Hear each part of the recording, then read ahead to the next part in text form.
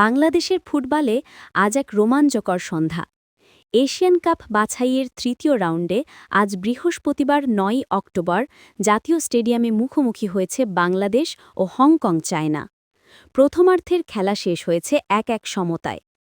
ম্যাচের শুরু থেকেই উত্তেজনা ছিল তুঙ্গে। ম্যাচ শুরুর আগে থেকেই স্টেডিয়ামে হাজারো দর্শকের ঢল, লাল সবুজ পতাকা হাতে গ্যালারি ভরে গিয়েছিল বাংলাদেশ বাংলাদেশ ধ্বনিতে। প্রথম দিকে অবশ্য কিছুটা চাপে ছিল জামাল ভুঁইয়ারা। হংকং চায়না বলের নিয়ন্ত্রণ নেয় শুরুতেই। তবে ১৩ মিনিটের মাথায় সব পাল্টে দেন বাংলাদেশের মধ্যমণি হামজা চৌধুরী। বাম প্রান্ত থেকে পাওয়া ফ্রি কিক থেকে বুলেট গতির শট নেন হামজা।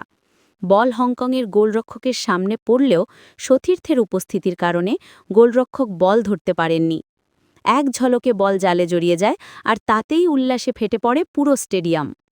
গ্যালারিতে উপস্থিত সমর্থকেরা চিৎকারে আনন্দে পতাকা নেড়ে যেন ভাসিয়ে দেন পুরো মাঠ।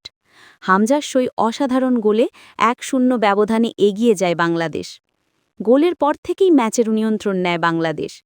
একাধিক আক্রমণ সাজায়, তবে দ্বিতীয় গোলের দেখা পায়নি।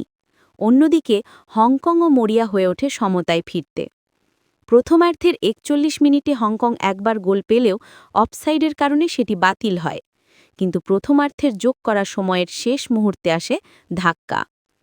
কর্নার কিক পায় হংকং চায়না। বাংলাদেশের ডিফেন্ডাররা ঠিকমতো ক্লিয়ার করতে না পারলে সুযোগ নেয় এভারটন কামার্গো। তার নিখুঁত শটে সমতায় ফিরে যায় হংকং চায়না। রেফারির বাঁশি বাজতেই ১-১ স্কোরলাইনে শেষ হয় প্রথমার্ধ। প্রথমার্ধে বাংলাদেশের পক্ষে উজ্জ্বল ছিলেন হামজা, মিতুল আর জামাল ভুঁইয়া। দ্বিতীয়ার্ধে জয় ছিনিয়ে নিতে এখন মরিয়া পুরো লাল সবুজ শিবির। এই ম্যাচে বাংলাদেশের লক্ষ্য স্পষ্ট। হংকং চায়নার বিপক্ষে কখনো না পাওয়া জয়ের খরা এবার ঘুচাতে চায় তারা। স্টেডিয়ামে দর্শকদের প্রত্যাশা, বাংলাদেশ আজ ইতিহাস গড়ুক। যদি বাংলাদেশের ফুটবলের এমন খবর নিয়মিত জানতে চান, আমাদের চ্যানেলটি সাবস্ক্রাইব করে পাশে থাকুন। লাল সবুজের জয় হোক, বাংলাদেশ।